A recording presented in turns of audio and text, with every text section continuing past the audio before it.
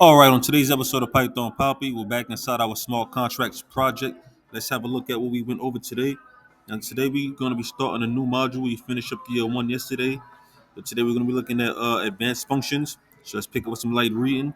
In this section, we'll be going over more advanced functions. We've gone over some of the different basic functions here, but there are a lot of different functions we can go over. We'll be diving into some of those right now. Now, all of the functions we'll be going over are external functions, or the add external as you've seen previously, which means that after we deploy the contract, we'll be able to call these functions. We'll start by adding the add external decorator, followed by the add pure decorator. And this is the one we're going to be going over mostly right here, the add pure. Now we're going to be going over the definition of the add pure later on in the module, so we're not really going to be going over the definition of it. We're just going to be applying it to our code. Next, we will start by writing our function, starting with the definition keyword. We will call a function multiply. Let me just show you what it looks like over here in our favorites.vibe, because all it is going to do is give us a different definitions or variations on how we can use this app pure here.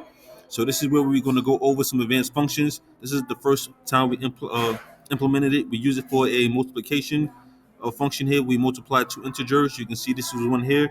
Then we use it to do the same thing for division of the two integers. You can see here divide. Then right here we made it a pass. This right here is allowed us to create a function without having to actually fill it out or continue with it. We just put a pass here.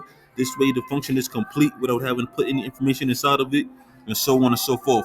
So that's basically what this module was about. It was pretty short. We were just going over some more advanced functions that we can use inside of the Vyper. Like I said, app pure was the decorator that we were using. We didn't go over the definition of the app pure, so I don't have any definition for you. We were just making use of it. Like I said, we were just doing different things with it, different examples. So tomorrow I'll take the time out to actually bring this stuff over to the Remix IDE so we can see it in action.